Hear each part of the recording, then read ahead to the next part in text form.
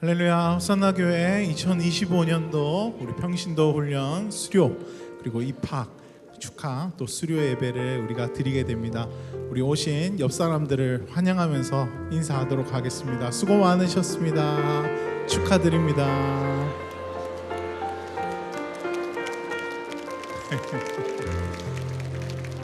이 박수의 의미가 어떤지 저도 잘 알고 있습니다. 저도 8년 전에 제자반을 제가 평신도 때 해가지고 1년 동안 정말 고생했거든요. 눈물 날 정도로 정말 많이 했는데 저런 박수가 어떤 의미인지 저도 느껴져서 좀 울컥합니다.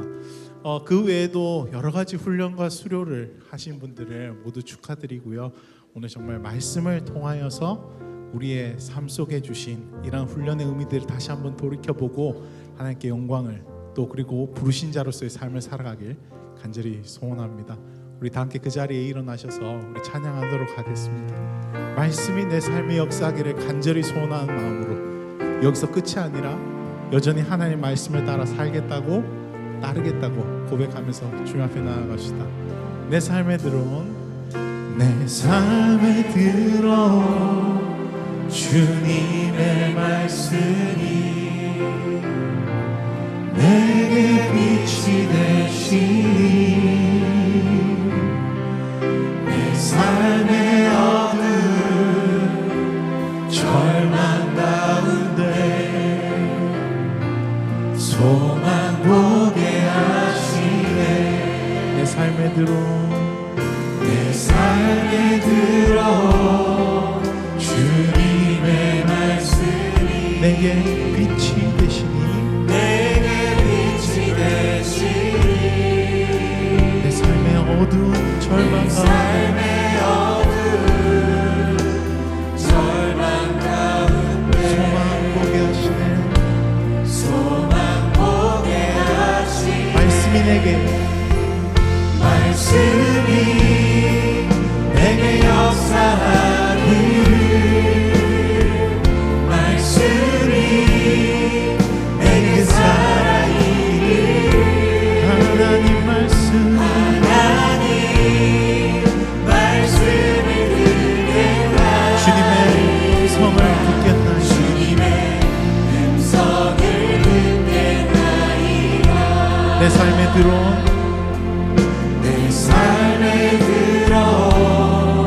주님의 말씀이 나를 인도하시니 내 삶의 막막한 문제 가운데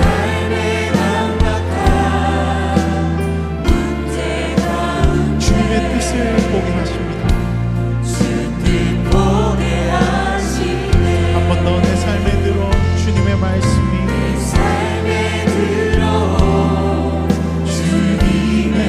말씀이 나를 인도하시니 내 삶의 막막한 문제 가운데 주님 보게 하시네. 말씀이 내게 역사하기를 주님 말씀이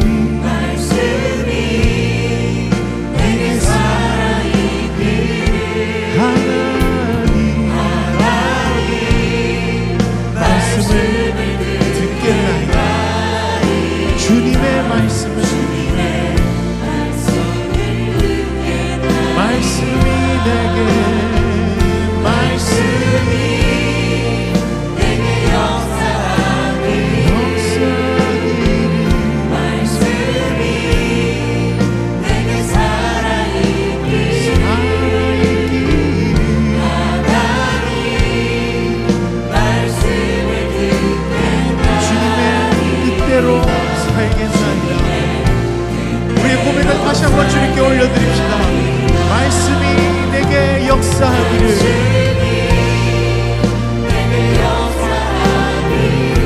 말씀이 내게 살아있기를 하나님 말씀을 듣겠나이다. 주님의 뜻대로 살겠나이다. 주님 앞에 고백합시다. 주님의 뜻대로 살겠나이다. 예, 주님의 뜻대로, 주님의 뜻대로 살겠나이다.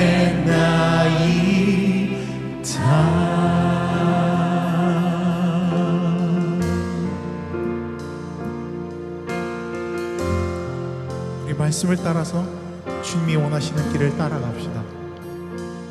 하늘에 나는 새도 주 손길 돌보시네. 온 땅에 충만한 주 사랑으로 내 마음을 덮으소서. 함께 찬양할까요? 주 나를 부르셨네. 주의 영광 위에 모든 사랑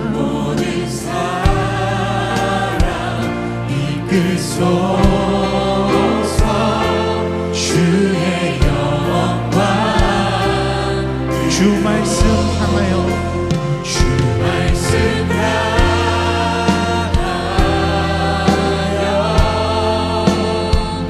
달려가리라.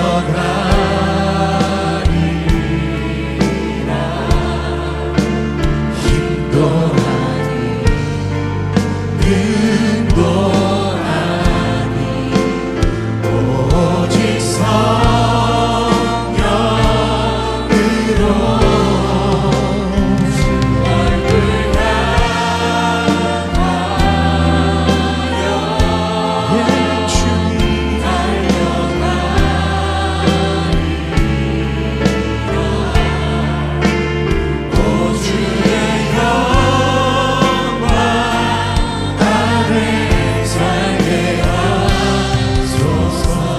우리의 말씀으로 살아갑니다. 그분을 의지하면서 다시 한번 고백합시다. 하늘에 나는 새로 주 손길 돌보시네. 온 땅에 충만한 주 사랑으로 내 마음을 덮으소서. 주 나를 부르셨네. 주의 영광 위에, 주의 영광 위에 모든 사랑 이끌소서. 주의 영광으로 주 말씀 향하여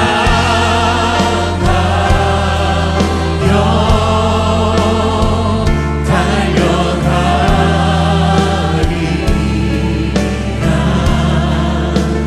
힘도 우리의 힘이 아니라, 우리의 능력이 아니라, 우리의 열심이 아니라 오직 하나님의 열심과 하나님의 성령으로 가능합니다.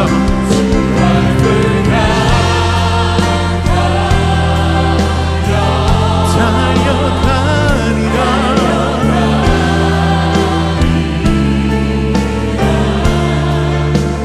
오 주의 영광 안에 살게 하소서. 다시 한번 고백합시다. 주님의 말씀을 향해서 나는 달려가겠습니다. 주 말씀 향하여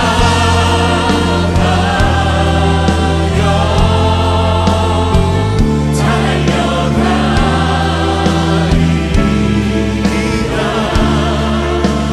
힘도 아니 능도 아니 오직 성령으로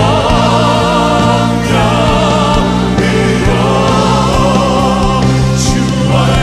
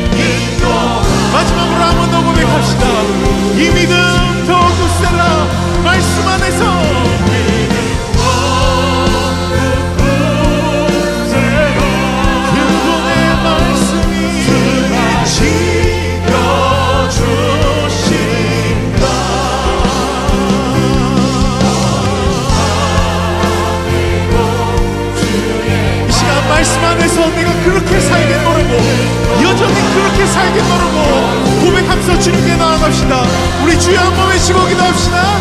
주여. 하나님, 여전히 이 빛을 따라가게 하여 주십시오. 여전히 하나님의 말씀을 따라가게 하여 주십시오. 어두운 마음에도 주님의 밝은 빛이 비춰듯이, 어두운 마음에도 그분의 말씀이 우리를 비춰듯이 하나님 그분의 말씀을 따라 살게 하여 주십시오.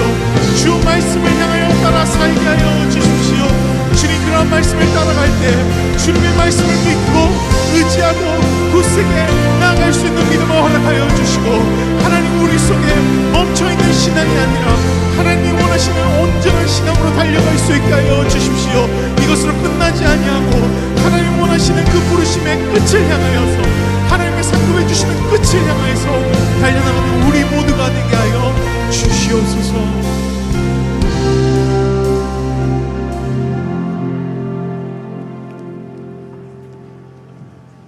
나의 힘이 되신 여호와여, 찬양과 존귀와 영광을 주님께 올려드립니다. 춥고 메말라 움츠러드는 계절에도 주님께서 우리의 마음을 녹이시고 새싹이 돋아나듯 다시 일어나는 봄 주실 것을 믿고 말씀에 의지하며 기다리게 하심 감사드립니다. 이제 방학을 마치고 새 학기를 주님께 올려드립니다. 나의 가는 길을 오직 그가 아시나니 그가 나를 단련하신 후에는 내가 정금같이 나오리라 하신 말씀처럼 주님의 말씀으로 단련하여 욥과 같이 빛나기 위하여 지난 학기 훈련받은 호산나 성도들의 평신도 훈련 수료와 25년도 훈련받을 성도들의 입학 축하 예배를 드리오니 기뻐 받아 주옵소서. 주님의 말씀을 사모하여 간절한 마음으로 양육 훈련에 참여하는 성도들에게 세상의 어떤 학문보다 주님을 알아가는 지혜에 앞서가는 호산나 교인 되게 하옵소서. 또한 말씀이 주시는 은혜가 머리에 머물 뿐 아니라 마음에 이르러 우리의 손이 필요한 곳에서 리더로, 교사로, 여러 곳에서 주신 달란트에 맞게 사용되는 주님의 도구가 되게 하옵소서. 지난 학기 훈련을 이끄신 교역자와 스태프들의 수고를 아시오니 크신 은혜로 함께 하시고 새롭게 훈련을 이끄시는 분들께도 날마다 넘치는 지혜를 주셔서 훈련생 한 사람 한 사람을 성령님 인도하심으로 잘 양육할 수 있는 능력과 지혜를 차고운 넘치게 부어 주옵소서. 혼탁한 이 나라를 주님께서 보살피사 모든 위정자들이 주님 앞에 무릎 꿇고 기도하는 겸손한 나라 되게 하옵시고, 주님의 말씀 붙잡고 땅끝까지 복음을 전하는 선교사님을 강하게 붙잡아 주셔서 날마다 승리하는 삶 되게 하옵소서. 주님의 전에 나와 눈물로 부르짖는 기도의 음성과 우리의 작은 신음에도 응답하시는 주님께서 경제적으로 힘겨워하는 지체들의 신음과 여러 모양의 질병으로 고통 속에서 오직 주님의 은혜만 갈구하는 주의 백성들의 부르짖음을 이 시간 주님께서 친히 들으시고 한없는 주님의 자비를 베푸사 저들의 마음이 따뜻해지고 새 소망을 얻어 독수리 날개치고 올라가듯 새 힘을 얻게 하옵소서. 이 시간 말씀을 전하시는 담임 목사님, 성령님의 두루마리로 덧입혀 주셔서 선포하시는 말씀을 듣는 성도들이 주님의 임재를 경험하게 하옵시고 말씀을 붙잡고 세상으로 나아가 승리하는 주의 백성 되게 하옵소서. 훈련 수료 및 입학 예배를 준비하며 여러 모양으로 수고하는 성도들과 보이지 않는 곳에서 헌신하는 성도들 기억하여 주옵소서. 하나님 아버지께만 온전히 영광 올려드리는 예배 되게 하여 주실 줄 믿사오며 존귀하신 예수님 이름으로 기도드립니다. 아멘.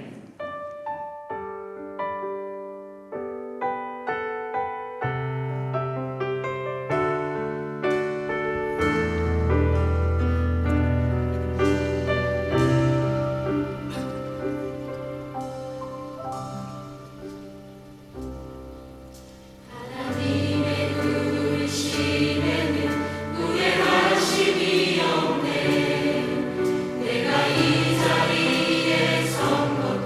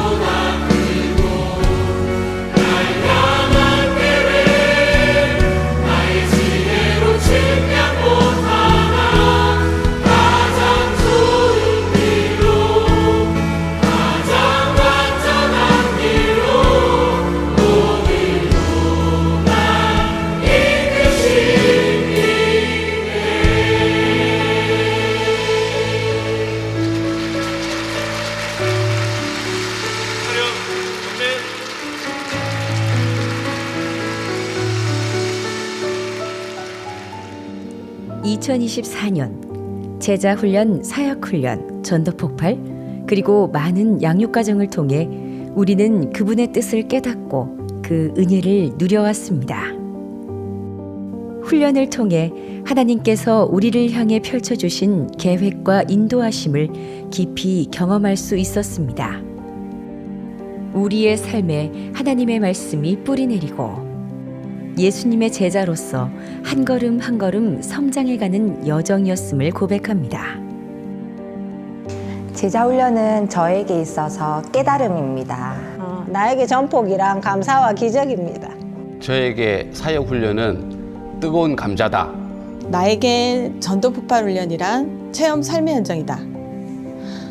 내 삶의 주인이 내가 아니라 오직 예수 그리스도이심을, 그리고 내가 힘들고 어려울 때 나를 구원해 주실 분은 오직 예수 그리스도이심을 복음을 전하는 현장을 통해서 깨닫게 하시는 체험 삶의 현장입니다.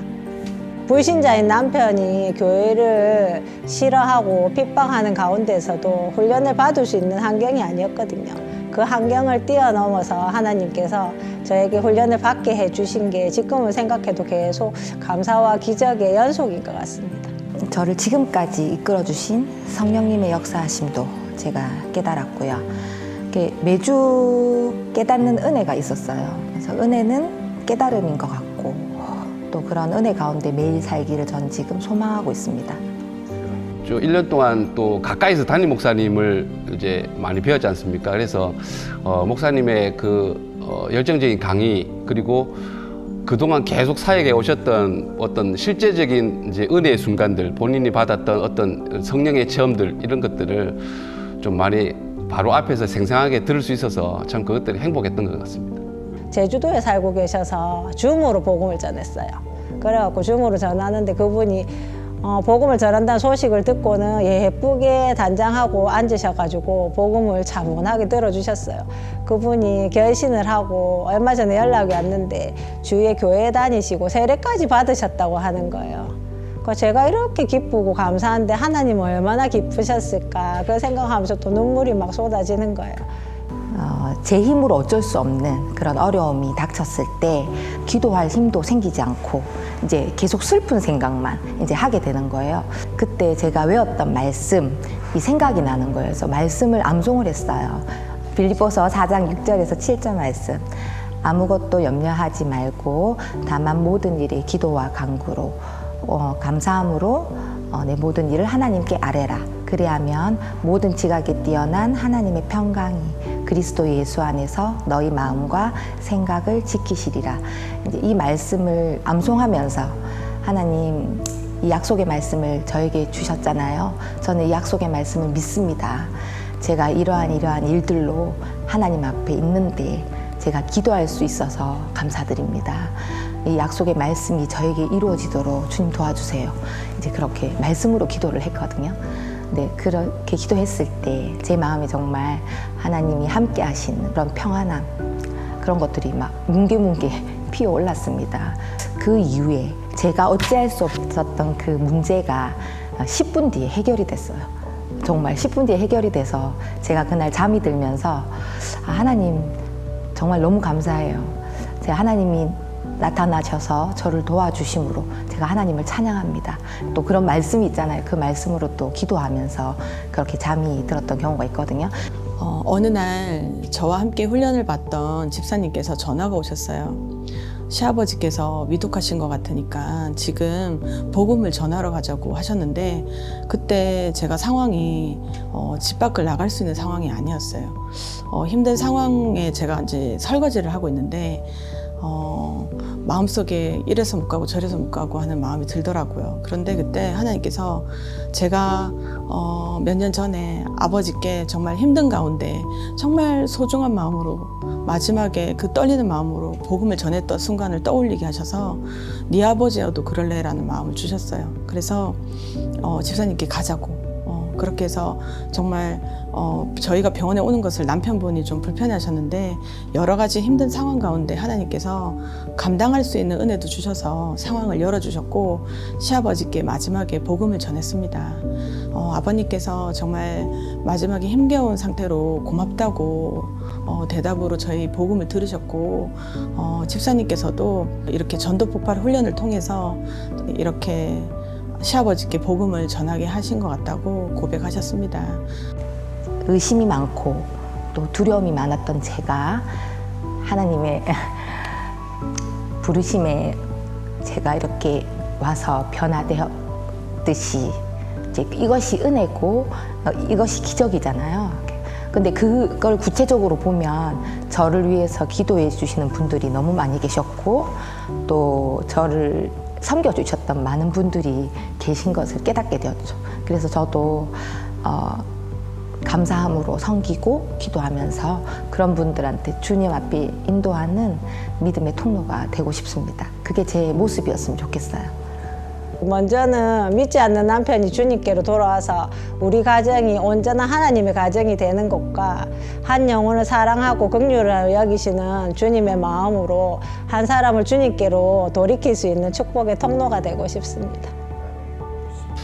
먼저 가정 안에서 좀 더 가족들에게 좀 훈련받은 자로서의 그런 좀 이제 관대함과 그리고 자상함과 그리고 또한 믿음이 흔들리지 않는 그런 모습들을 가족들에게 좀 보여주고 싶고, 또 우리가 교회 안에서만 이렇게 뭐 아멘하고 할렐루야하고 잘하는 섬김의 모습도 좋지만은 직장에서든지 학교에서든지 또 다른 안 믿는 자들을 만났을 때 내가 최소한 하나님 앞에 부끄럽지 않는 그런 삶, 그리고 정말 그 하나님의 그런 은혜의 향기들을 좀 풍겨낼 수 있는 그런 사람이 좀 될 수 있으면 좋겠습니다.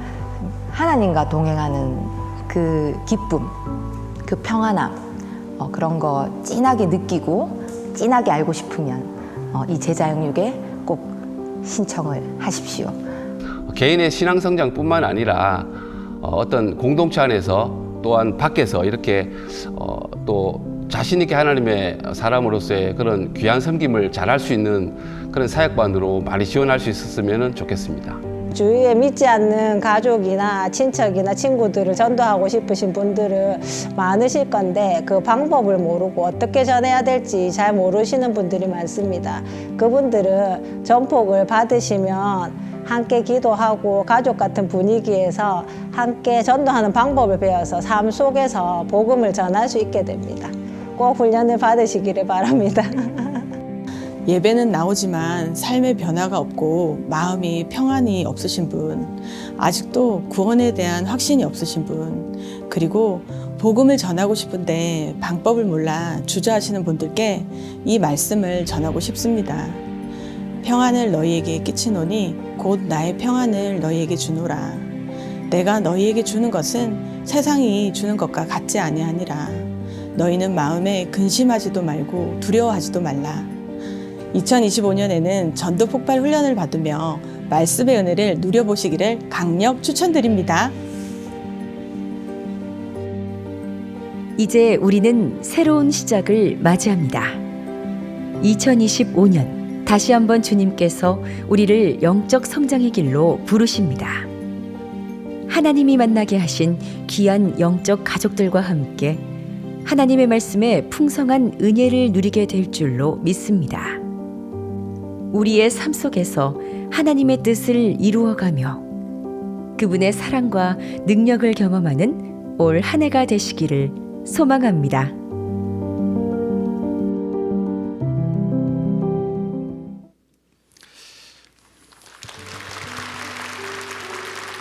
네, 우리 평신도 훈련 수료 입학 예배를 맞이하여서 작년 2024년도에 훈련을 받으신 분들을 축하하며 수료증을 수여하는 시간을 갖도록 하겠습니다.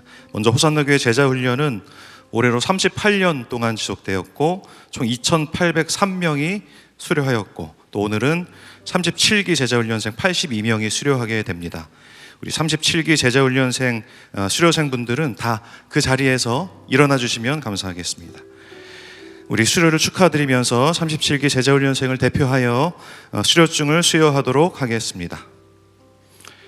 제37기 제자훈련 수료증 강병기 집사, 귀하는 호산나교회 훈련 과정을 이수하였으므로 이에 수료증을 드립니다. 대한예수교 장로회 호산나교회 담임목사 유진소.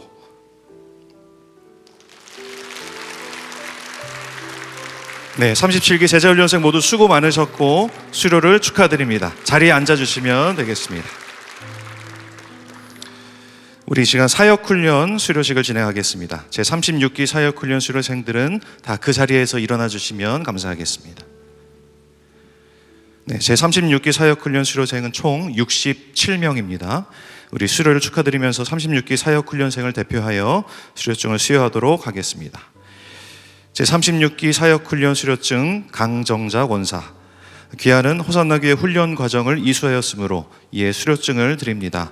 대한예수교 장로회 호산나교회 담임 목사 유진소.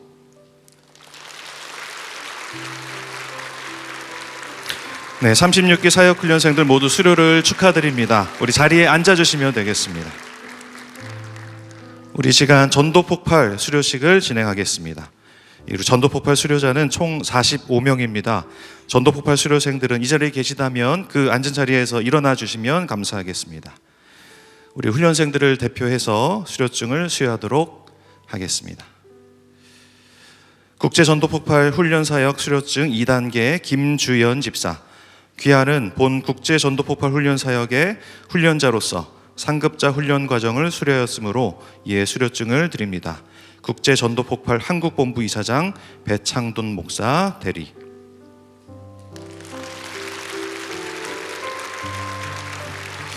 네, 이외에도 작년에 다른 양육과정들 통해서 훈련받은 모든 훈련생들을 축복하면서 우리 함께 찬양하면 좋겠습니다. 너는 복이 될지라 함께 축복하면서 찬양할까요? 너는 복이 될지라, 너는 복이 될지라, 너를 통하여 온 열방이 복을 얻게 되리. 너는 복이 될지라, 너는 복이 될지라, 너를 통하여 하나님께 영광 돌려드리리.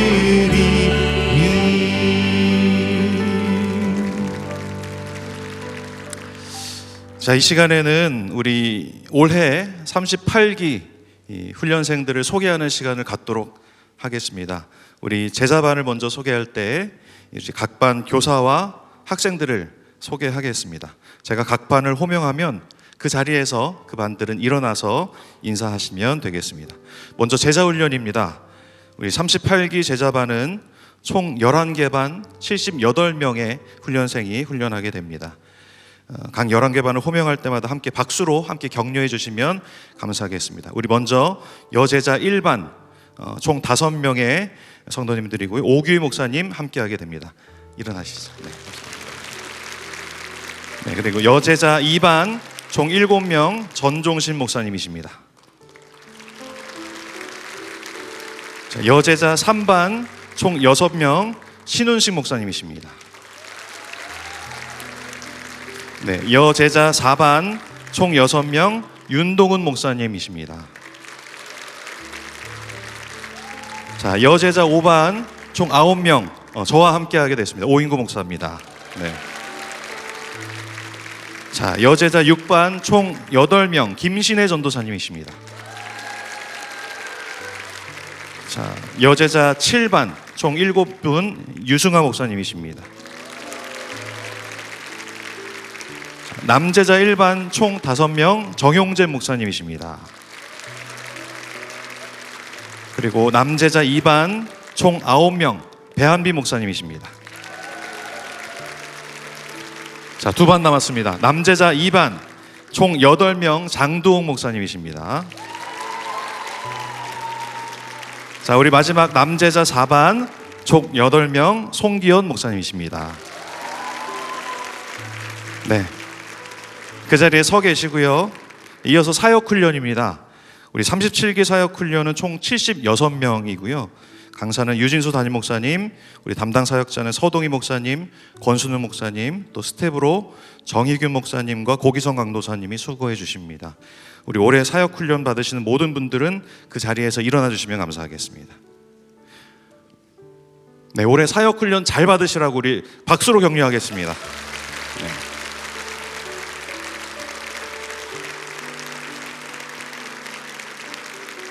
네, 이외에도 우리 많은 양육 또 훈련 과정들이 많이 남아 있습니다. 이번 주일까지, 돌아오는 주일까지 훈련 신청하는 기간이거든요. 그래서 이 자리에 훈련 양육 신청 안 하신 분들 있으면 바로 오늘 집에 가셔서 홈페이지를 통해서 훈련을 신청해 주시고요. 우리 큐티 학교, 또 1:1 동반자, 또 전도폭발, 성경탐구, 바이블 칼리지, 기독교 교리, 창조스쿨, 독서치유, 상담학교, 중보기도학교, 예배학교, 햅시바, 커피브레이크 등등의 많은 양육 훈련 과정들이 1학기에 진행됩니다. 또 이 양육 과정에 이번에 함께 하시는 분들이 이 자리에 계시다면 그 자리에서 일어나 주시면 감사하겠습니다. 네, 일어나셨죠? 네, 이분들도 같이 우리 훈련 올해 잘 받으시라고 박수로 격려하겠습니다. 네, 우리 이제 한번 우리 서로에게 손을 좀 뻗어서 찬양할 때에 올해 양육 훈련 모든 과정 가운데 은혜가 우리 가운데 넘칠 수 있도록 우리 서로 당신은 하나님의 언약 안에 있는 축복의 통로 되길 바랍니다라는 마음으로 함께 축복하면서 찬양합시다. 당신은 하나님의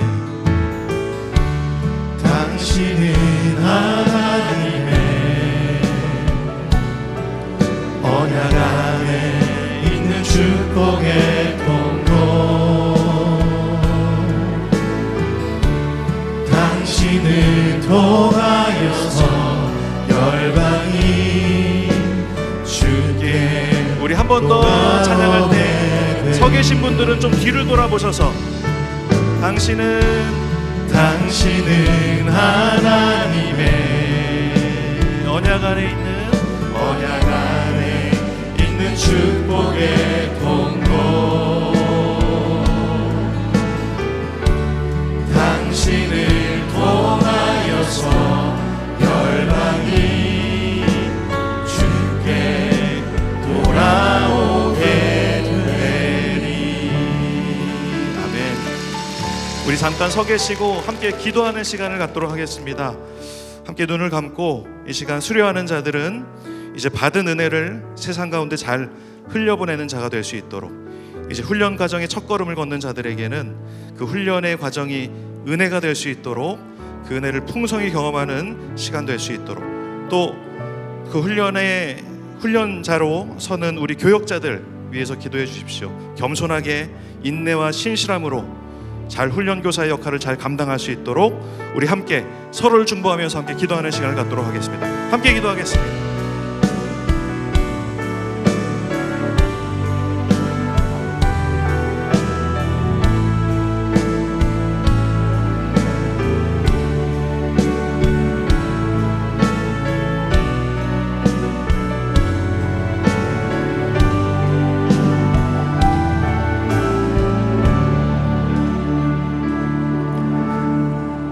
사랑하는 주님, 귀한 주의 사람들이 주의 부르심에 순종해서 이렇게 평신도 훈련, 귀한 주의 그 부르심에 순종하고 시작하게 하신 것 감사합니다. 또 수료한 주의 귀한 종들 축복합니다. 정말 훈련받은 그대로 받은 은혜 나누면서 말씀 그대로 복의 근원으로 살아가게 도와주시고, 또한 훈련받은 사람들은 주님 앞에서 이 부르심 앞에 순종한 그대로 신실하게 잘 감당할 수 있도록 은혜를 더하시고, 이 모든 걸 통해서 하나님의 나라가 이 땅 가운데 이루어지는 복된 역사가 있게 하여 주시옵소서. 예수님의 이름으로 기도합니다. 아멘. 네.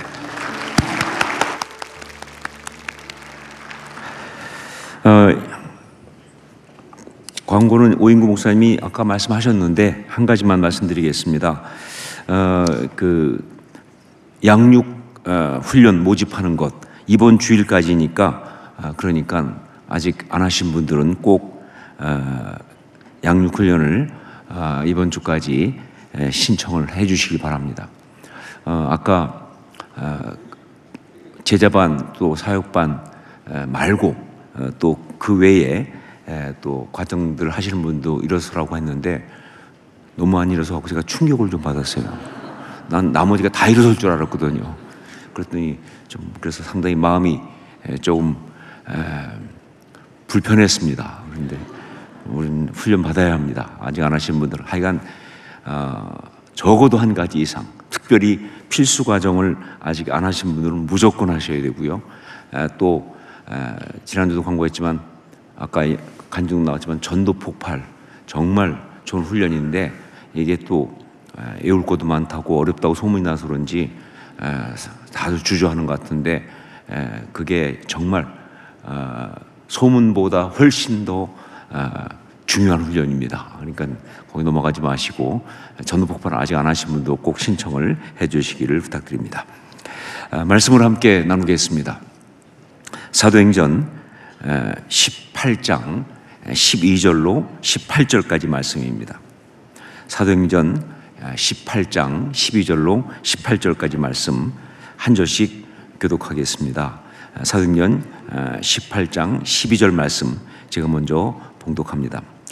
갈리오가 아가야 총독되었을 때에 유대인이 일제히 일어나 바울을 대적하여 법정으로 데리고 가서 말하되 이 사람이 율법을 어기면서 하나님을 경외하라고 사람들을 권한다 하거늘 바울이 입을 열고자 할 때에 갈리오가 유대인들에게 이르되 너희 유대인들아 만일 이것이 무슨 부정한 일이나 불량한 행동이었으면 내가 너희 말을 들어주는 것이 옳거니와 만일 문제가 언어와 명칭과 너희 법에 관한 것이면 너희가 스스로 처리하라.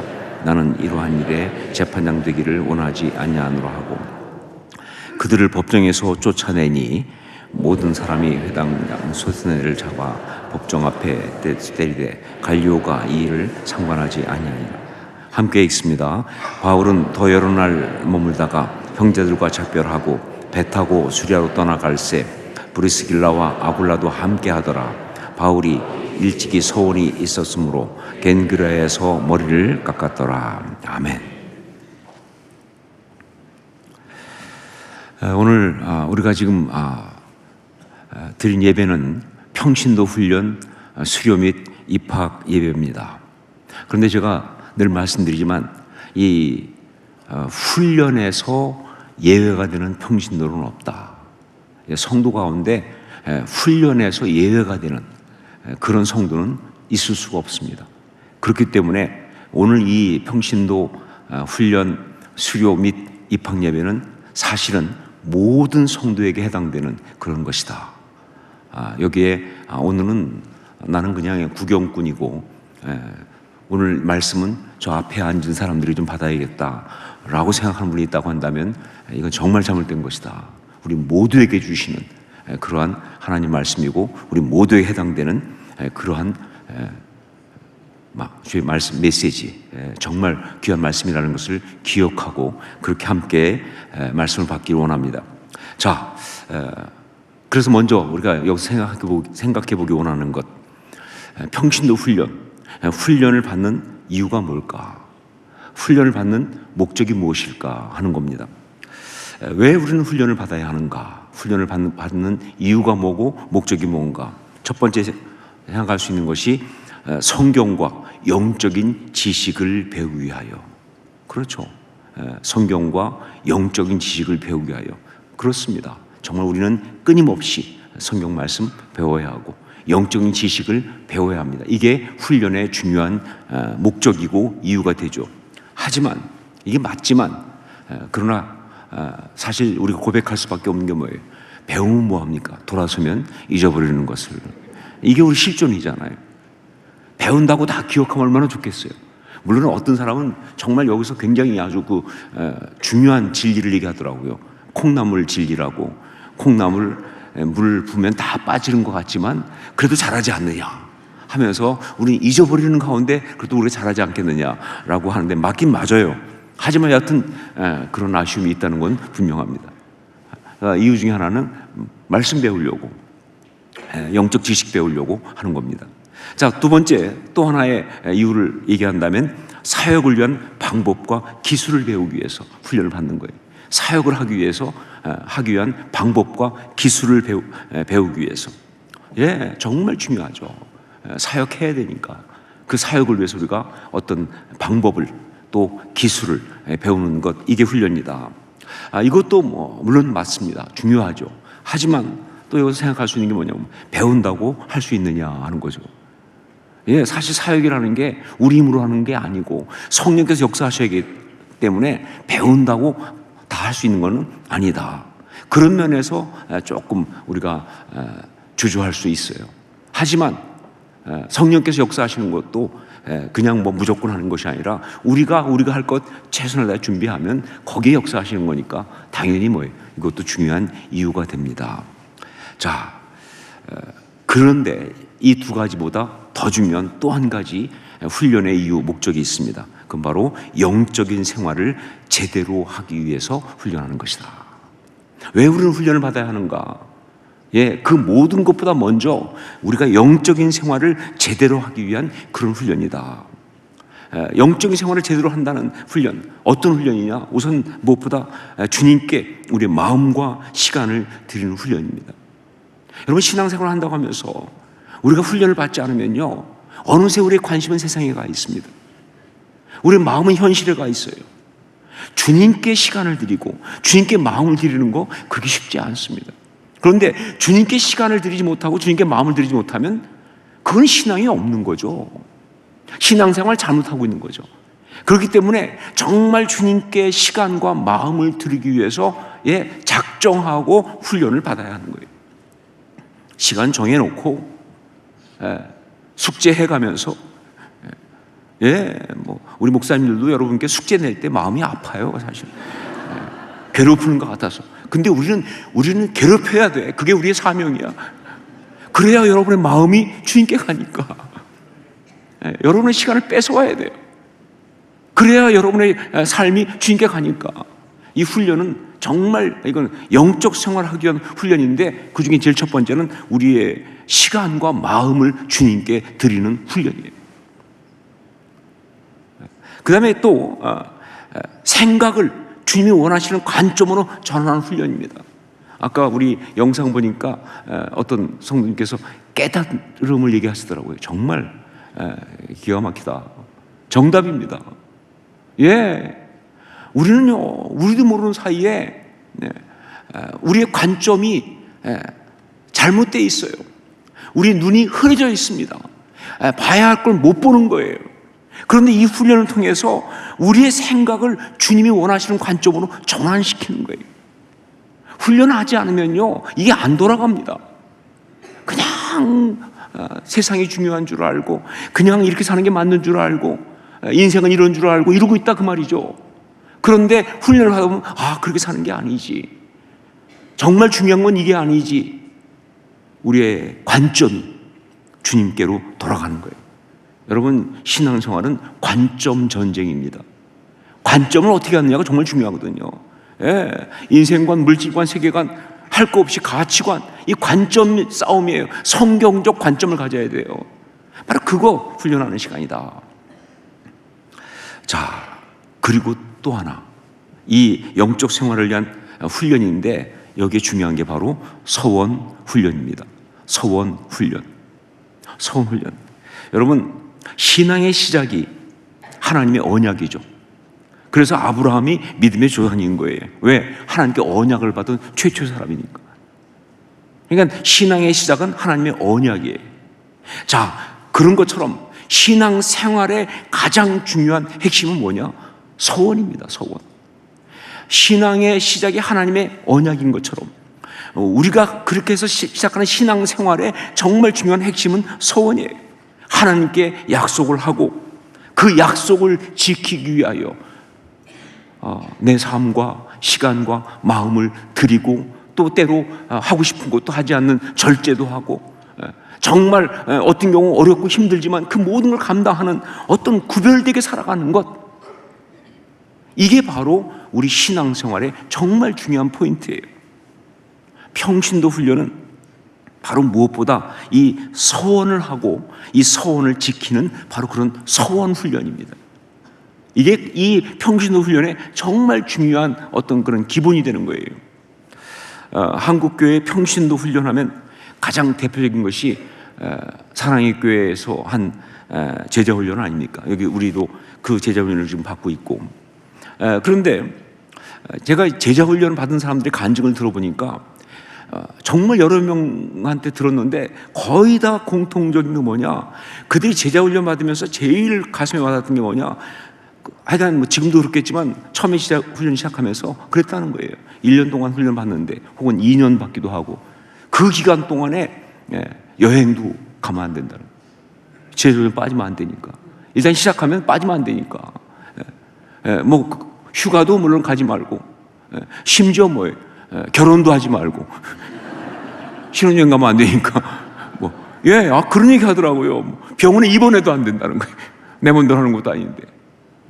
그 얘기를 정말 많은 사람들이 하는 거 보면서 제가 깨달은 게 뭐냐. 제자 훈련의 가장 중요한 포인트는 무엇을 배우고 뭘 어떤 익히고 이 이전에 서원 훈련이다 하는 거예요. 하나님께 내 이 시간 동안 내가 훈련 받겠습니다 라고 약속을 하면 그 약속 지키는 거예요. 힘들고 어렵고 그래도 지키는, 그렇게 약속을 잘 지킨 사람일수록 은혜를 받는 것이죠. 이게 바로 평신도 훈련의 가장 중요한 것이라고 생각합니다. 여러분, 약속이라는 것은 그의 인격을 건 겁니다. 그렇기 때문에 이 약속은 우리 삶에서 정말 중요한 거예요. 사소해 보이지만 그거로 그 사람을 평가할 수 있고 그것으로 그 사람의 삶이 결정될 정도로 정말 중요한 게 약속입니다. 어떻게 말해도 약속을 잘 지키는 사람은 훌륭한 인격과 삶을 살아가는 거예요. 반면에 아무리 뭐 이유가 많고 핑계가 많아도 약속을 지키지 않은 사람은 미성숙한 사람이죠. 비인격적인 사람이죠. 저급한 사람입니다. 그 인생은 아름답지 않다 그 말이에요. 사실 우리 삶의 대부분은 다 약속으로 이루어져 있습니다. 결혼 생활도 약속이죠, 그렇죠? 약속이에요. 그러니까 처음 할 때 내가 당신과 결혼해서 부부가 되겠습니다. 비가 오나 눈이 오나 변하지 않고 그 약속이에요. 가끔 살다 보면 그때 하지 말 걸 했던 생각을 할 수 있지만 그러나 지켜야죠. 여러분, 일도 약속이에요. 직장에 갔을 때 다 일할 때 약속이잖아요. 심지어 교회 다니는 것도 약속이에요. 약속입니다. 신앙생활도. 정말 지키면 훌륭한 삶이에요. 아니면 비참한 삶이에요. 저급한 삶이에요.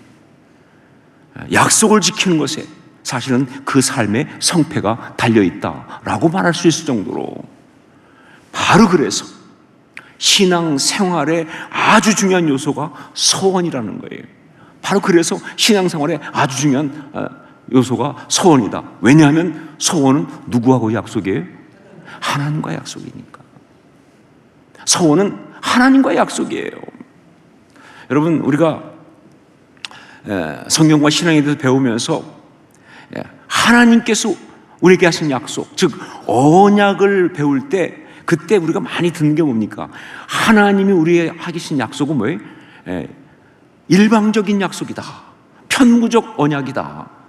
그러니까 우리가 뭘 어떻게 하든 상관없이 하나님이 뭐예요? 약속하신 대로 그대로 이루시는 분이에요. 우리가 무슨 어떻게 하면 해주고 이런 조건이 안 붙어 있어요. 그래서 우리가 받은 그 하나님의 언약의 역사가 뭐예요? 은혜 아닙니까? 은혜가 뭐예요? 선물 아니에요. 그냥 주시는 거예요. 우리가 아무 대가를 지불하지 않아도 그냥 주시는 거예요. 하나님이 일방적으로 약속하신 대로 그대로 행하신다 하는 이야기죠. 이걸 그런데 너무 강조하다 보니까 반대쪽에 우리가 하나님께 드리는 약속, 이 서원에 대한 부분들이 좀 약화되는 경향이 있어요. 이게 좀 안타깝습니다. 구원에 관한 것은 하나님의 일방적인 약속이에요. 왜냐하면 우리 힘으로 구원받을 수 없으니까. 하나님이 그냥 전적인 은혜로 구원을 주시는 거예요. 그러나 구원받은 자로 이 땅을 살아가면서 우리가 정말 제대로 살기 위해서는요, 우리의 서원이 중요한 거예요. 구원받은 자로 이 땅을 살아가면서 우리가 정말 제대로 살기 위해서는 우리의 서원이 중요하다. 서원은 신앙인이 이 땅을 살아가면서 올바르게 정말 효과적으로 잘 사는 가장 중요한 그런 비밀이고 방법이에요. 이건 정말 결코 무시할 수 없는, 결코 약화시킬 수 없는 그런 것이다. 여러분, 성경에 나오는 믿음의 인물 가운데서 이 서원의 스토리가 없는 사람은 아무도 없습니다. 뭐 드러나든 혹은 드러나지 않든 간에 성경에 나오는 모든 믿음의 사람들은 다 이 서원의 스토리가 있어요. 그들이 하나님의 사람이 된 것은 전적인 하나님의 선택과 은혜이지만, 그들이 하나님의 사람으로 이 땅에서 바르게 살아가는 그 모든 이야기는 서원 이야기예요. 하나님께 약속을 드리고 그 약속을 갖다가 지키는, 서원과는 뗄래야 뗄 수 없는 그 관계 속에 있는 그런 스토리다, 그 말이죠. 사도 바울 경우도 마찬가지입니다. 우리 18절 말씀을 한번 같이 읽겠습니다. 18절 함께 읽습니다. 바울은 더 여러 날 머물다가 형제들과 작별하고 배 타고 수리아로 떠나갈새 브리스길라와 아굴라도 함께 하더라. 바울이 일찍이 서원이 있었으므로 겐그레아에서 머리를 깎았더라. 저는 처음에 이 성경을 읽다가 이 부분을 보고는요, 실소를 금할 수가 없었습니다. 아니, 성경이 할 일이 없어서 머리 깎은 이야기까지 쓰나 싶은 거예요. 그렇지 않아요? 뭐 이런 거 쓰려면 화장실 간 것도 쓰지. 도대체 왜 갑자기 머리를 깎았다는 말을 왜 쓸까? 근데 여러분 아시죠? 성경은 의미 없는 것은 쓰지 않습니다. 메시지가 없는 건 절대 기록하지 않아요. 그러니까 이거 절대 그렇게 의미 없는 그런 메시지가 없는 그런 거 아니에요. 이걸 보고 제가 처음에 실소를 금치 못한 건요, 그건 무조건 뭐예요? 저의 무식의 소치예요. 제가 무식해서 모르니까 그때 웃는 것이지, 이걸 제대로 알면 그럴 수 없어요. 여러분 놀라지 마세요. 바울이 겐그레에서 머리 깎은 이 이야기는요, 정말 중요한 이야기입니다. 그냥 중요한 정도가 아니라 이건 사도행전의 어떤 그런 맥에 해당하는, 사도행전 전체를 뚫고 지나가는 핵심 구절과 같은 그런 거예요. 심하게 좀 표현하면요, 사도행전의 시작은 뭐로 시작합니까? 사도행전 1장 8절로 시작하죠. 그죠? 그렇지 않습니까? 성령이 너희 마시면 너희 권능을 받고 예루살렘과 온 유대와 사마리아 땅까지 이루어 내 증인이 되리라. 이걸 시작하잖아요. 그렇죠? 그런데 그렇게 시작된 사도행전 1장 8절로 시작된 그 사도행전의 그 출발, 그것이 말이죠, 쭉 진행하다가 그 사도행전의 전개에 있어서 아주 중요한 핵심으로 딱 등장하는 것이 바로 사도행전 18장 18절이에요. 장절도 비슷하게 앞에 건 1장 8절, 뒤에 건 뭐예요? 18장 18절. 그 정도로 중요한 거예요. 이게 왜 이렇게 중요합니까? 머리 깎은 게. 왜냐하면요, 이 말씀이 담고 있는 것이 다른 것이 아니라 서원이기 때문에 그래요. 이게 서원의 이야기이기 때문에. 예수 그리스도를 위해서, 하나님의 나라를 위하여 생명까지 아끼지 않는 사람, 그래서 그가 걸어간 발자취가 사도행전이고 그가 경험했던 모든 일이 간증이었으며 그의 고백이 성경이 되었던 사람, 사도 바울의 서원의 이야기니까. 이게 바로 이 말씀의 핵심이거든요. 그래서 이 말씀이 중요한 거예요. 바울로 하여금 바울 되게 했던 바로 그 서원, 그렇게 힘들고 어려운 상황 속에서도 포기하지 않고 그의 삶의 발걸음을 여전히 씩씩하게 옮기게 했던 바로 그 서원, 그 삶의 추진력이었습니다. 그 삶의 동기였습니다. 그 삶의 이유였습니다. 그런 서원의 이야기가 여기 담겨 있기 때문에, 그래서 이게 너무 중요한 것이다. 그래서 오늘 우리는 이 말씀 속에서 우리에게도 동일하게 중요한 그 서원에 대한 아주 중요한 메시지를 발견할 수가 있습니다. 첫 번째 메시지, 서원이 있어야 한다 하는 것. 서원이 있어야 한다. 18절 말씀을 다시 한번 같이 읽겠습니다. 함께 읽습니다. 바울은 더 여러 날 머물다가 형제들과 작별하고 배 타고 수리아로 떠나갈새 브리스길라와 아굴라도 함께 하더라. 바울이 일찍이 서원이 있었으므로 겐그레아에서 머리를 깎았더라. 바울이 일찍이 서원이 있음으로. 여러분, 우리가 신앙생활하면서 하나님께 드린 약속, 즉 서원이 없다고 한다면 우리의 신앙생활 가운데는 그야말로 다이내믹이 있을 수가 없습니다.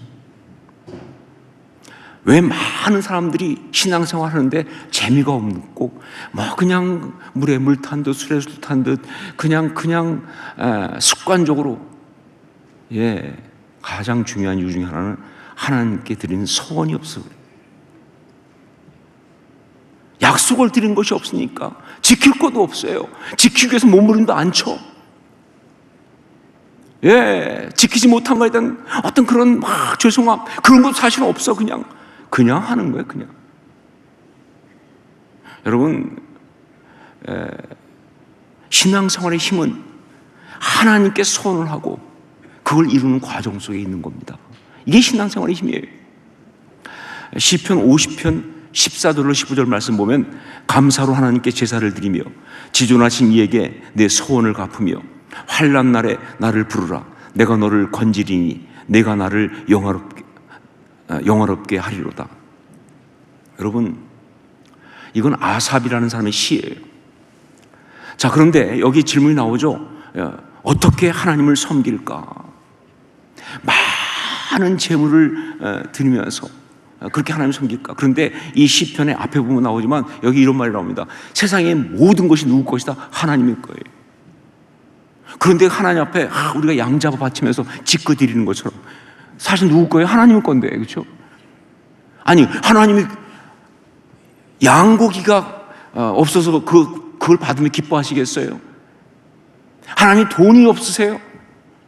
그거 헌금해드리고 갖다 바치고 하고 그냥 하나님 좋으시죠? 이거 아무나 갖는 거 아닙니다. 그런 거 아니잖아요. 아삽은 그렇게 말하는 겁니다. 하나님께 제사 드릴 때 무슨 재물을 갖다 바치고 사실 그게 하나님 앞에 진짜 제사가 아니라 소원을 갚는 것. 최고의 제사는 하나님께 약속을 하고 그 소원을 갚는 것. 이게 바로 최고의 제사라는 거예요.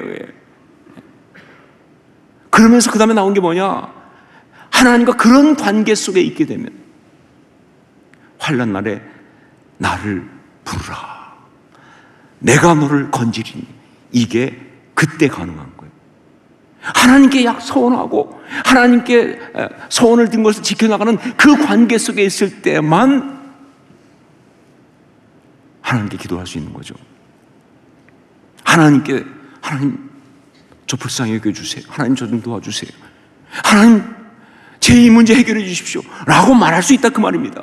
그리고 그런 경우만 하나님께서 그런 관계 속에 있을 때는 응답하신다는 거예요. 그리고 이 모든 걸 통해서 내가 나를 영화롭게 하리라. 이게 신앙생활이라는 거예요. 여러분, 신앙생활의 중심에는 소원이 있습니다. 소원이 있어야 그게 신앙의 다이내믹을 만들어요. 그 신앙생활이 정말로 살아있어요. 여러분, 다시 말하지만 하나님께 드린 약속이 없는 사람은 신앙의 능력, 그 강력한 힘을 경험할 수 없어요. 제대로 소원한 일이 없는 사람은 교회를 100날 다녀도 어떤 거룩의 힘, 능력, 어떤 그런 걸 체험할 수가 없다 그 말입니다. 특히 삶의 어려움이 왔을 때 그걸 신앙으로 이기는 그 역사, 쉽지 않아요. 참 많은 사람들이 잘 믿는 것 같은데, 그런데 그냥 조금만 어려움이 있으면 그냥 신앙 다 날리는 거예요. 예배에 예배 좋아요. 그런데 조금만 어려우면 예배도 빼먹어. 그런데 어떤 사람은 그 어려운 가운데도, 그 힘든 가운데도 정말 하나님께 드린 마음이 흔들리지 않고 그 자리를 지키고 이기고 나간다 그 말입니다. 어떻게? 하나님께 소원이 있으니까. 내가 하나님께 드리는 약속이 있어요. 그 약속 지키기 위해서. 그때 하나님께서 얼마나 힘 주시겠습니까? 하나님께서 얼마나 기뻐하시냐 그 말이에요.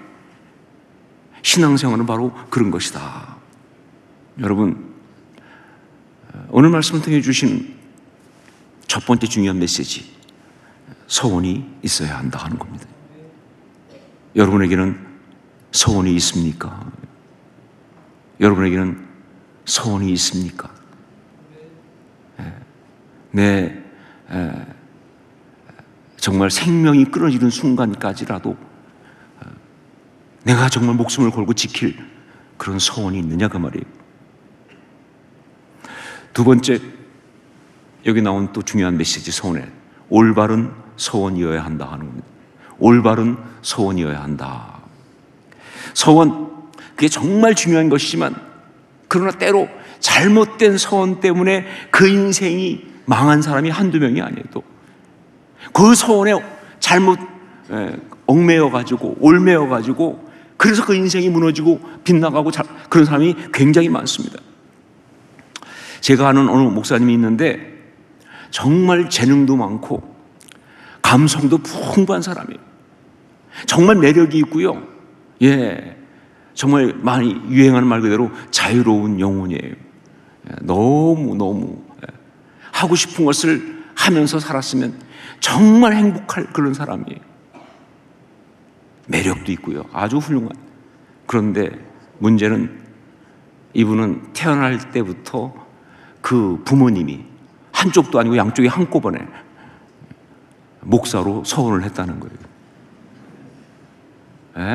많은 목사님들이 다 억울해합니다. 왜 나한테 물어보지도 않고 애를 가지 전부터 서원한다니까. 부모가 목사로 서원하고 그리고 태어나서 어릴 때부터 계속 그걸 주입한 거예요. 너는 목사가 되어야 한다. 막 목사가 되어야 한다. 막 이렇게. 그러니까 이분은 그걸 못 벗어나죠. 그 소원이 있으니까. 근데 문제가 뭐냐? 이분은 다른 건 다 재능이 많은데 목사로 하는 데는 재능이 없는 사람이에요. 사람들하고 다 잘 지내고 그러는데 이렇게 목회, 특히 한국교회 같은 이 상황 속에서 그 목회를 하기에는 정말 적합하지 않은 사람이에요. 무엇보다 이 사람은 문제가 정말 말은 잘해요. 개인적으로 말은. 근데 앞에 서면 말을 못해. 아니 앞에 서면 말을 못하는데 어떻게 목회를 설교가 안 되는데. 그러니까 결국 목회자로서 계속 실패하는 거죠. 신학교 가고 목사가 됐지만 이게 안 되는 거예요. 그러다 보니까 자존감 떨어지고 마음속에 스트레스 쌓이고 도망가고 싶은데 그런데 못 도망가죠. 왜? 도망가면 뭐예요? 배신이잖아. 그 소원을 깨는 거니까 또 얼마나 무서운 얘기 많아. 소원을 지키지 않았을 때 뭐 당할 벌 막 그런 거 없거든요. 그런데 막 그런 거 막 잘못 들은 것 같으니까. 그래서 결국은 떠나지도 못하고 그러면서 그냥 계속 목회를 하다 보니까 그 삶이 너무 힘든 거예요. 정말 잘못된 소원이 어떻게 한 인생을 망가뜨리는지를 제대로 보여줬어요. 너무 안타깝게도. 여러분, 우리가 신앙인으로 아름답게 살아가려면 소원이 있어야 하는데 첫 번째 중요한 소원이 있어야 한다죠. 그런데 더 중요한 게 뭐냐? 그 소원이 올바른 소원이어야 한다는 겁니다. 올바른 소원이어야 한다. 그러면 그 올바른 소원이라는 게 무엇인가? 그것이 무엇인지를 여기 바울 사도의 소원 이야기를 보면서 우리가 정확하게 알 수가 있어요. 두 가지인데 첫 번째, 하나님과의 관계에 기초한 소원이에요. 소원은, 올바른 소원은 하나님과의 관계에 기초한 소원. 사도 바울이 여기서 머리를 깎으면서 소원한 게 뭡니까? 땅끝까지 가서 증인이 되겠다라고 하는 그런 거예요. 근데 여러분, 절대 이것이 어디에 가서 무엇을 어떻게 하겠다가 아니에요. 그게 거기에 주목하면, 땅끝에 주목하면 안 돼요. 뭐 바울이 땅끝까지 갔다고 그래요. 그 얘기 저도 들어가지고 제가 지난번에 산티아고 순례길 갔을 때 포르투갈 가서 그 땅끝 가봤잖아요. 바울 없어요 거기. 왔는지 안 왔는지 알 수가 없어요. 땅끝에 주목할 필요가 없어요. 뭘 어떻게 한다 주목할, 증인 되겠다, 증인으로 막 그렇게 전도자로 살아간, 아니 그것보다 더 중요한 게 있어요. 뭐냐? 땅끝까지 가서 증인이 되겠다는 이것은요, 무엇을 어떻게 하겠다는 그 내용보다 중요한 건 주님을 위하여, 주님께서 주신 사명을 가지고 살겠습니다. 이게 먼저예요. 이게 기본이에요. 땅끝 안 가도 괜찮아. 못 가도 실패 아니에요. 내가 정말 주님을 위해서, 그때 그 다메스코에서 거꾸로졌을 때, 그때 하나님을 통해서 주셨던 그 나를 부르신 그 부르심, 그 주님 앞에 내가 그 주님이 원하시는 그 어떤 사명을 가지고 그 최선을 다해 살아가겠습니다. 이게 기본인 거예요. 올바른 서원은 바로 이런 겁니다. 어떤 일, 어떤 자리, 무엇을 어떻게 하는 것보다 먼저 주님과의 관계가 기본이 되는 거예요. 자, 물론 모든 서원에는 구체적으로 무엇을 어떻게 하겠다는 내용이 들어갑니다. 하지만 그건 다 주님과의 관계를 위해서 그렇게 하는 거예요. 그러니까 그건 결국은 그 모든 것은 주님과의 관계가 더 깊어지고 아름다워지기 위한 그런 것들이에요. 그래서 이 구체적인 서원의 내용은 언제든지 바뀔 수가 있는 거예요. 내가 이거 하겠습니다 했는데 중간 주님께서 그게 아니라고 말씀하실 수 있거든요. 주의 뜻이 아닐 수 있습니다. 그러면 얼마든지 주님을 섬기기 위해서 그걸 하는 것보다 안 하는 것이, 포기하는 것이 가장 주님이 원하시는 걸 때는 포기하는 거죠. 그렇죠? 얼마든지 바꿀 수가 있는 거예요. 주님과의 관계에 더 중요한 것이 무엇인지 이것을 주께서 말씀하십니다. 정말 제대로 아름다운 선한 사람들은요, 그래서 절대 고집하지 않습니다. 그건 자기 고집이지 그러면. 그리고 지금까지 제가 보면 주님이 어떤 일을 하라고 하실 때 분명히 하라고 하셨는데 그 길을 가는 중간에 주님께서 또 막으실 때가 있어요. 하지 말라고. 그럼 주님이 변심하신 겁니까? 아니요. 나는 모르지만 주의 뜻이 있거든요. 그러니까 그때는 또 멈추는 거예요. 그러니까 일은 아니어도 주님과의 관계는 여전히 있는 거예요. 그게 더 중요한 거니까. 이게 더 중요한 거예요. 물론 여기서 또 조심해야 돼요. 참 제가 이게 설교하다 보니까 걱정이 많아졌어요. 왜냐면 마귀가 또 이게 가만 안 있으니까. 이 마귀, 그 나쁜 놈이, 걔는 욕 먹어도 돼요. 요걸 이용해가지고 우리의 서원을 망가뜨려요. 그래가지고 이게 정말 주님께서 스탑 하신 거라고 하셨다고 나는 생각을 하고 있는데 사실은 그게 아니라 마귀가 그 상황을 이용해서 가짜로 말하는 거예요. 스탑이야. 여러분, 훈련 받으신 분들 이 싸움 많이 할 겁니다. 다 훈련 시작하고 주님 뜻인 줄 알고 갔는데 중간 시작하는 순간에 애가 아파. 혹은 일이 터졌어. 멈추라는 주의 뜻인가 보다. 또 지난 시작할 때 목사님도 그렇게 말씀하지 않으셨느냐. 정말 주님이 멈추라고 확신 있게 말씀하시기 전까지는 여러분 절대 거기에 넘어가면 안 돼요. 그건 대부분 뭐예요? 우리의 서원을 망가뜨리려는 마귀의 관계일 수가 있습니다. 그러니까 바꾸실 수 있어요. 하지만 그 모든 것을 분별하는 분별이 필요해요. 안 그러면 마귀에게 넘어간다. 그 유혹 정말 무섭습니다. 여하튼 우리의 소원은 그것이 하나님과의 관계에 기초한 소원이에요. 관계가 소원입니다. 무엇을 하는 게 소원이 아니에요. 내용이 아니라. 이게 중요하다는 것을 기억하셔야 돼요. 그게 올바른 소원이에요. 두 번째, 삶의 마지막까지 끝나지 않는 소원. 삶의 마지막까지 끝나지 않는 소원. 자, 여기 나온 바울의 소원의 경우를 보십시다. 고린도에서 이제 마지막 부분입니다. 2차 전도 여행의 마지막이에요. 고린도에서 사역을 쭉 했을 때 그때 거기에 그 아가야 지방의 총독으로 갈리오가 오니까 유대인들이 바울을 핍박하려고 갈리오한테 가서 이제 재판을 요청합니다. 자, 그런데 이 갈리오가 생각보다 괜찮은 사람이에요. 이런지하에 거절합니다. 하면서 아니 유대인들 내부의 종교적인 그런 문제는 나하고 상관이 없다. 그러니까 그 니들이 알아서 해라. 그래가지고 재판장에서 내쫓았어요. 보통은 다 유대인들께서 막 바울을 핍박했는데 안 먹힌 거예요. 그러니까 유대인 회당장 중에 소스데네라고 하는 정말 한심한 인간이에요. 개인적으로 저하고 똑같이 소자가 들어가서 괜히 기분 나빠요. 예. 어떻게 이 소자 들어간 사람 중에 이런 사람이 없는데, 예. 이 소스데네가 계속 문 앞에서 항의 데모한 거예요. 1인 시위. 그랬더니 그걸 들어준 게 아니라 관리들이 오히려 그를 갖다가 때려서 내쫓는 이야기예요. 그야말로 통쾌한 결론이에요. 이게 마지막이에요. 이거 동시에 고린도에서 1년 반의 결론입니다. 혹은 마게도냐 전체 지방의 2년 혹은 3년간의 선교 여행의 결과예요. 이렇게 케이스가 끝났어요. 자, 그런데 바울에게는 여전히 끝나지 않은 것이 있었다. 뭐가 끝나지 않고 있었느냐? 서원이.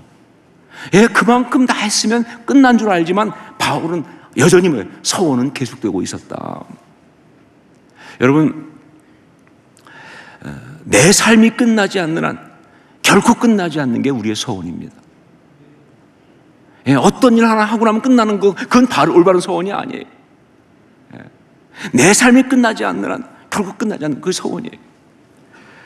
물론 서원의 구체적인 것들은 이 케이스 끝나면 끝나고, 저 케이스 끝나면 끝나고, 이 어떤 사역 끝나면 끝나고, 그러나 우리 진짜 서원은 그렇게 끝날 수가 없다 그 말이죠. 이게 바로 올바른 서원이에요. 특히 오늘 평신도 훈련을 수료하는 성도님들께 말씀드립니다.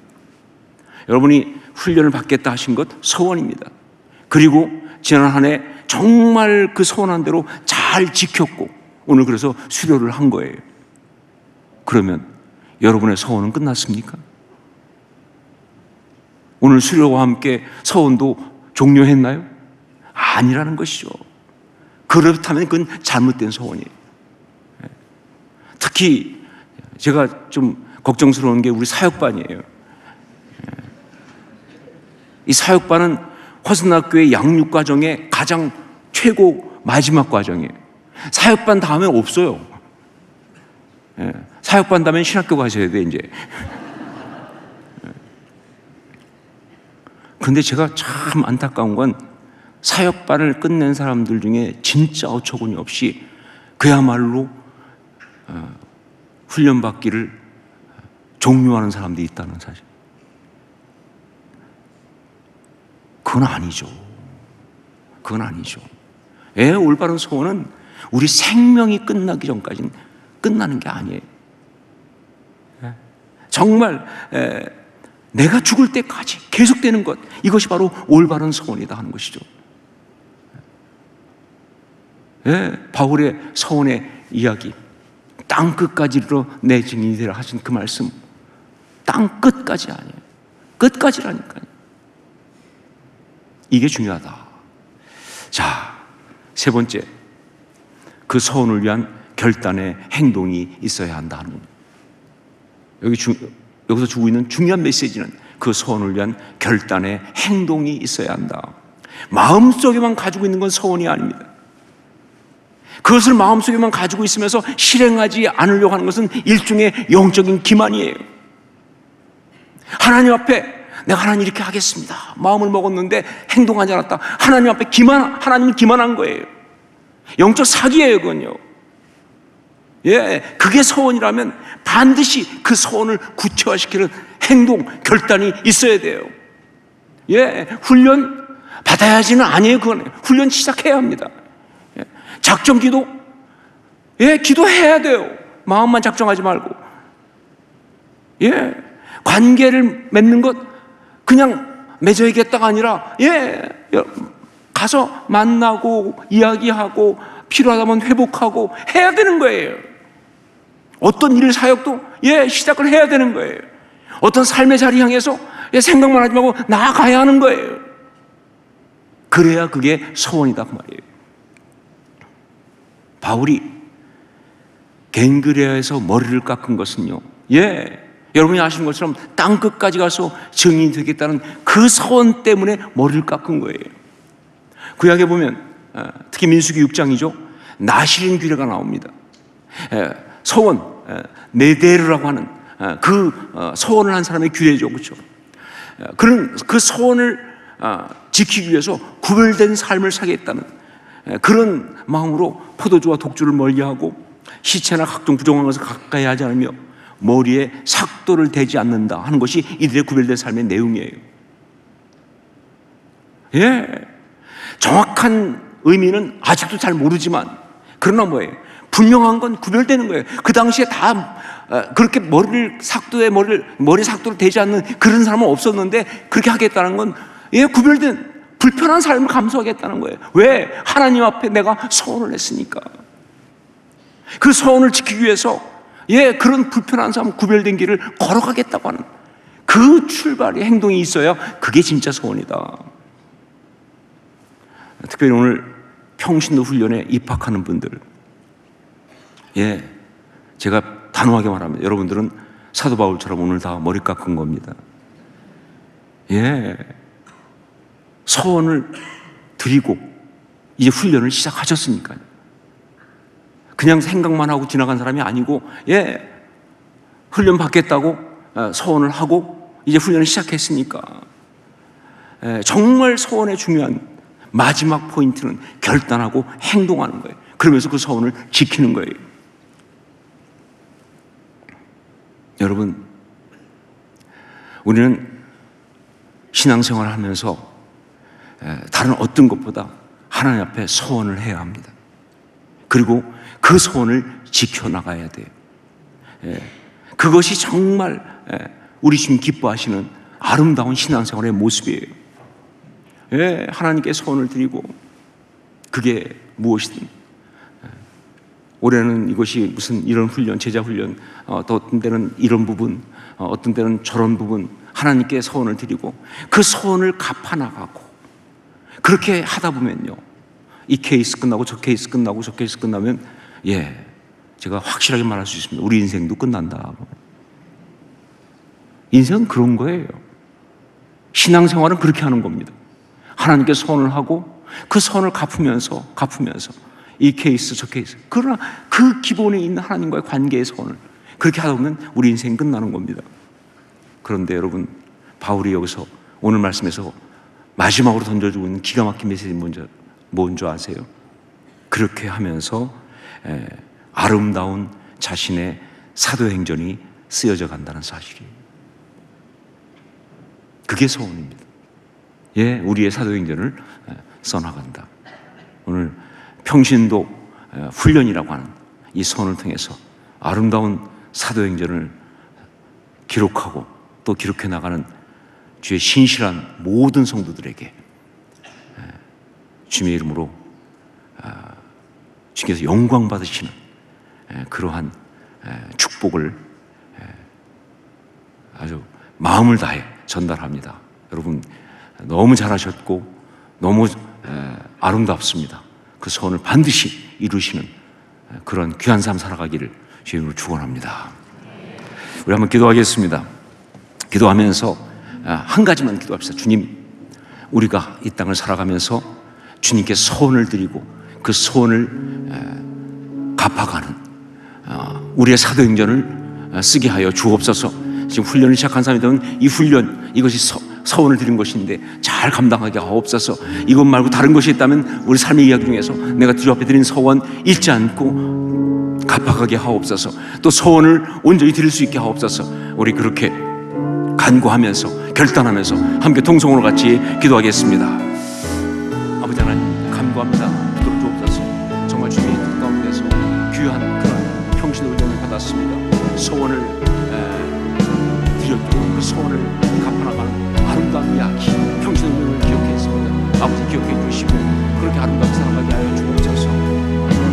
하나님 아버지, 어찌하든 간에 정말 이 모든 모습에서 정말 우리가 주님 앞에 드린 소원 지켜나가고 또 그러면서 새로운 소원을 드리고 또 갚아나가면서 그리고 우리 삶들을 기록하게 하여 주옵소서.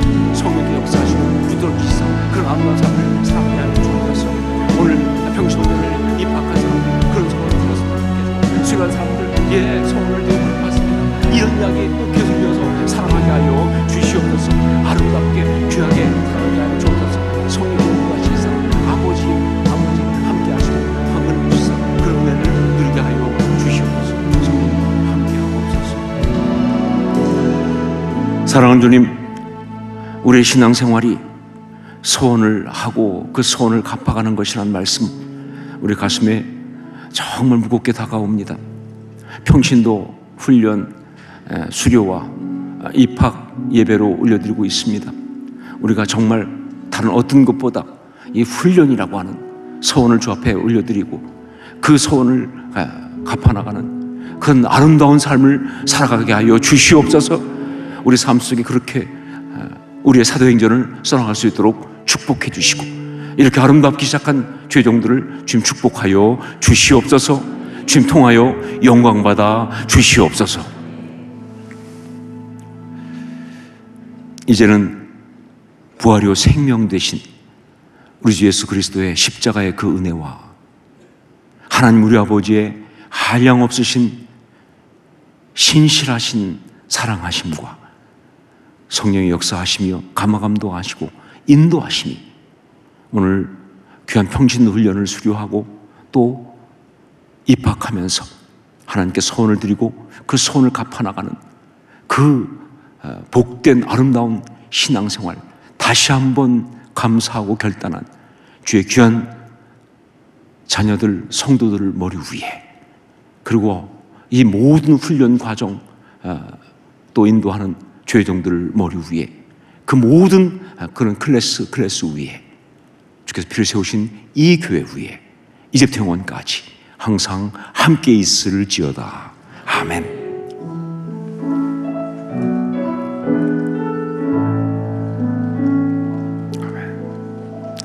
여러분 예를 맞춰서 박수를 다시 한번 서로